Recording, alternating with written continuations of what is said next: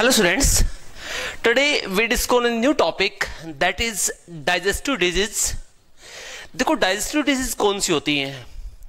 Digestive disease वो होती है जो ऐसे डिजीज जो स्प्रेड होंगी through the contaminated food and water, यानी जो डिजीज कंटामिनेटेड फूड और वाटर के थ्रू स्प्रेड होती है that is known as digestive disease. अब डाइजेस्टिव डिजीज में हम बहुत सारे डिजीज पुट करते हैं, तो सबसे पहली फर्स्ट डिजीज आती है दैट इज वॉमिटिंग। ये बेसिकली एक सिम्टम्स होता है बहुत सारे डिजीज का। देखो वॉमिटिंग क्या होती है? वॉमिटिंग एक ऐसी कंडीशंस होती है जिसमें जो फूड होगा, फूड का रिफ्लेक्स बनेगा और फूड जो था बाहर मुंह करना स्टार्ट कर देगा, that is known as vomiting. क्या बोलते हैं इसको? वॉमिटिंग कहते हैं। देखो हमारी बॉडी जो होती है फूड के अलग अलग टाइप्स के ग्रेड्स बनाती है। जैसे मान लीजिए फूड ज्यादा स्पॉइल है, तो फूड जब एंटर करेगा, जब हाईली स्पॉइल होगा तो फूड क्या करता है, बाहर मुंह कर जाएगा। This process is known as vomiting.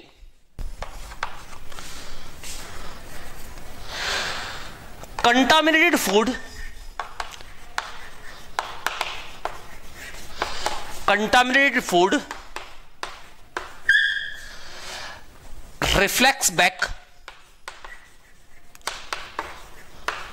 जो कंटामिनेटेड फूड होता है वो क्या कर देता है, वो रिफ्लेक्स बैक कर देता है, reflex back. That is known as vomiting. Vomiting का सबसे पहले मेनली रीजन क्या होता है? वॉमिटिंग के बहुत सारे रीजन हो सकते हैं। वॉमिटिंग रीजन में लाइक आप इसमें देख सकते हो, लाइक वॉमिटिंग में आप देख सकते हो लाइक स्पॉइल फूड जो होगा, स्पॉइल फूड, अगर फूड स्पॉइल फूड है तो स्पॉइल फूड वाली कंडीशंस में क्या होते हैं, जनरली आपको वॉमिटिंग देखने को मिलती है। तो बेसिकली क्या होती है, एक रिफ्लेक्स होता है। इस रिफ्लेक्स में क्या होता है, जो स्टमक होता है, स्टमक से जब ओइसोफेजियल फूड आता है तो वहां पे एक स्पिंक्चर होता है, इसे कहते हैं फंडिक ओइसोफेजियल स्पिंक्चर। वो स्पिंक्चर होता है जनरली फूड को बाहर मुंह नहीं करने देता, बट उसके ऊपर कुछ सेंसर्स होते हैं, कुछ ऐसे रिसेप्टर्स होते हैं जो क्या करते हैं, स्पॉइल फूड वाली कंडीशन में अपने आप ओपन हो जाते हैं और फूड क्या करता है, बैक मूव कर जाता है, यानी वापस ओइसोफेजिस के थ्रू बाहर आ जाता है। This is the vomiting. Number second होती है दैट इज डायरिया। डायरिया, देखो डायरिया क्या होता है? डायरिया भी एक तरह डाइजेस्टिव डिजीज होती है। इसमें क्या होती है, इंटेस्टाइनल इन्फेक्शंस होगा और इंटेस्टाइनल इन्फेक्शन की वजह से क्या होगा, जो फूड जो है वो प्रॉपरली एब्जॉर्ब नहीं हो पाएगा। इसमें जनरली इन्फेक्शन की वजह से या फिर अब स्पॉइल फूड की वजह से क्या होता है, जो इलेक्ट्रोलाइट्स होते हैं वो ज्यादा वॉश आउट हो जाते हैं, जिसकी वजह से फूड जो होता है वो वहां पे अब्जॉर्ब नहीं हो पाएगा इंटेस्टाइन में, and this is known as diarrhoea. इसमें क्या होता है, loosening of stool, loosening of stool, stool की जो लूजनिंग होती है इसे बोलते हैं डायरिया। क्या बोलते हैं इसको? डायरिया कहते हैं। तो स्टूल लूजनिंग हो जाती है उसे डायरिया कहा जाता है। डायरिया वाली कंडीशंस में क्या होगा, डायरिया वाली कंडीशन आपको जनरली देखने को मिलेगा। इसमें क्या देखने को मिलता है, intestinal infection, intestinal infection conditions होगी। Intestinal infections coach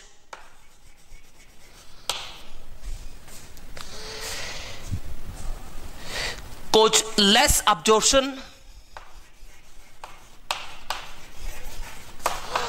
of food components. Food components क्या होंगे, कम जो अब्जॉर्ब होंगे। तो इस कंडीशन को क्या बोलते हैं, इस कंडीशन को बोलते हैं डायरिया। इसमें क्या होता है, इलेक्ट्रोलाइट होते हैं वो ज्यादा आउटसाइड मूव कर जाते हैं, यानी इलेक्ट्रोलाइट बॉडी में कमी हो जाती है। क्या होता है, इलेक्ट्रोलाइट्स इलेक्ट्रोलाइट्स डेफिशिएंसी जो होगी वो जनरली क्या कोज करती है, वो जनरली डायरिया को कोज करवाएगी। क्या कोज करवाएगी? जनरली डायरिया को कोज करवाती है।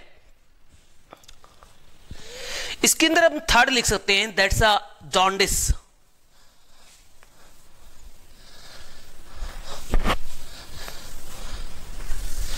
थर्ड इसके अंदर आता है, that's a jaundice.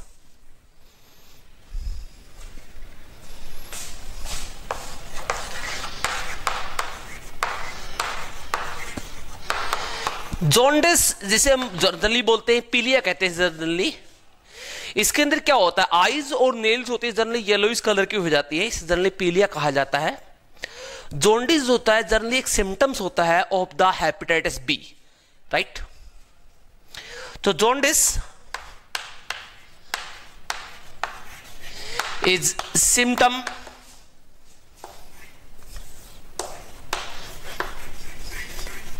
is symptom of hepatitis B, hepatitis B disease। कि हेपेटाइटिस बी डिजीज का एक सिम्टम होता है, एक लक्षण होता है इसका। जॉन्डिस में आपको जनरली क्या देखने को मिलता है? जॉन्डिस में आपको जनरली देखने को मिलेगा कि इसके अंदर लीवर के अंदर एक्सेस इंफेक्शन हो जाता है।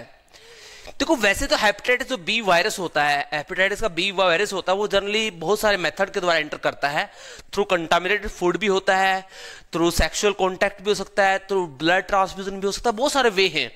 लेकिन हम यहाँ पे डाइजेशन एंड एब्जॉर्प्शन चैप्टर कर रहे हैं, तो इसमें हम यही लिखेंगे, इसे spread through contaminated food and water के थ्रू फैलेगा और लीवर के अंदर इन्फेक्शन कोज करेगा, और जिसकी वजह से लीवर जो होता है वो एक्सेस बिलीरुबिन सीक्रेट करना स्टार्ट कर देगा, और एक्सेस बिलीरुबिन बिलीवर्डिन सीक्रेट होगा, जिसकी वजह से आईज और नेल्स होते हैं वो पीले हो जाते हैं। Due to excess secretion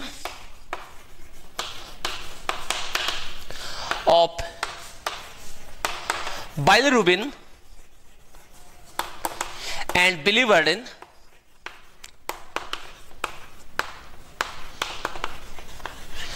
bilirubin और बिलीवर्डिन के एक्सेस सिक्रेशन की वजह से क्या हुआ,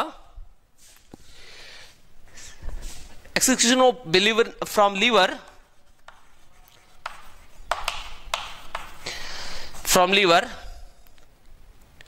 coach yellowish eyes and nails, eyes and nail, nails और आइज क्या हो जाते हैं, पीले कलर के हो जाते हैं। This is known as jaundice. ये क्या होता है, दिस जॉन्डिस के बारे में होता है। नंबर 4 आती है जैसे कॉन्स्टिपेशन। कॉन्स्टिपेशन कॉन्स्टिपेशन जनरली से कहते हैं कब्ज के नाम से जनरली जाते हैं। अब कॉन्स्टिपेशन में क्या होता है, इसमें डायरिया के अपोजिट होगा, इसमें जो आयंस होते हैं वो एक्सेस अब्जॉर्ब जाते हैं। क्या होगा, ड्यू टू बैक्टीरियल ग्रोथ,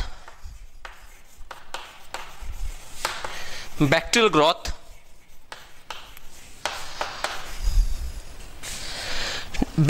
की वजह से क्या होता है, due to bacterial growth vitamin की release which absorb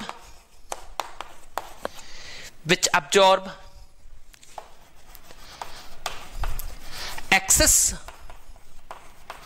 amount of water and ions। और क्या होगा, एक्सेस अमाउंट ऑफ वाटर और आयंस होते यहां पे रिलीज होना स्टार्ट हो जाएंगे, और जब वाटर और आयंस जब एक्सेस अमाउंट में रिलीज होंगे तो उससे क्या होता है, उससे यहां पे हार्डनिंग हो जाएगी स्टूल की। क्या हो जाती है, स्टूल की हार्डनिंग हो जाती है। इसमें क्या होता है, as a result hardening of stool occur. इससे क्या होता है, स्टूल जो होता है वो ज्यादा हार्ड हो जाता है, that is known as constipation. क्या बोलते हैं इसको, कॉन्स्टिपेशन कहा जाता है, राइट। और एक डिजीज और इसमें रहती है, हम इसमें एक डिजीज और कर सकते हैं, दैट इज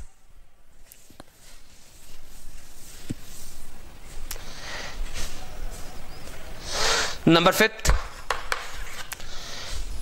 जैसे इंजेक्शन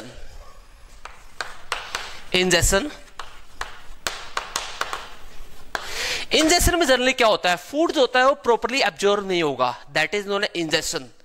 यानी फूड जो होता है अगर प्रॉपर्ली एब्जॉर्ब नहीं हो रहा ड्यू टू फूड को प्रॉपर्ली डाइजेस्ट नहीं किया गया या अदर कोई रीजन है, उसे कहते हैं इंजेक्शन।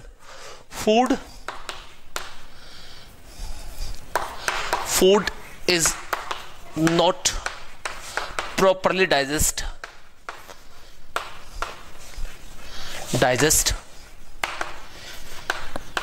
इस कंडीशन को बोलते हैं injection, right. So that is about the digestive disease.